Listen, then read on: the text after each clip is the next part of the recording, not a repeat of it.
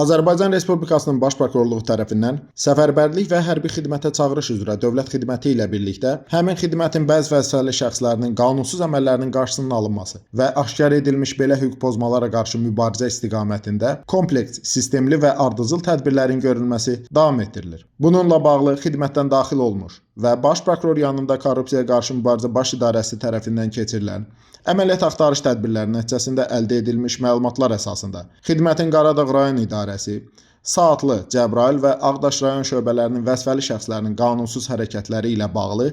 Azərbaycan Respublikası Cinayət Məcəlləsinin müvafiq maddələri ilə cinayət işləri başlanıb. İstintaq və əməliyyat axtarış tədbirləri ilə həmin idarə və şöbələrin vəzifəli şəxsləri tərəfindən xidməti vəzifələrinin icrası ilə əlaqədar ayrı-ayrı şəxslərin hərbi təlim toplanışlarına cəlb edilməkdən yayındırılması, hərbi xidmətdən möhlət hüququnun verilməsi,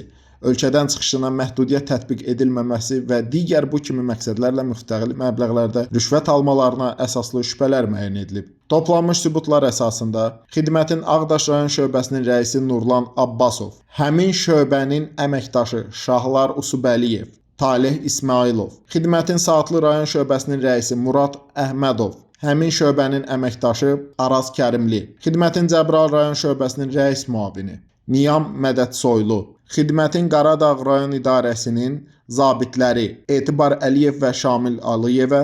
Cinayət Məcəlləsinin müvafiq olaraq 311.3.1, 311.3.2, 311.3.3-cü, yəni qabaqcadan əlbir olan bir qrup şəxs tərəfindən təkrarən külli miqdarda rüşvət alınması maddələri ilə ittiham elan edilib. İstintaq orqanının vəsadətləri və ibtidai araşdırmaya Prasol rəhbərliyi həyata keçirən prokurorun təqdimatları əsasında Bakı Hərbi Məhkəməsinin qərarları ilə barələrində həbs əsas olaraq və vəzifədən kənarlaşdırma əlavə olaraq növündə qətimkan tədbirləri seçilib. Cinayət işi üzrə zəruri istintaq əməliyyat tədbirləri davam etdirilir. Qanunsuz əməllərin törədilməsində iştirak etmiş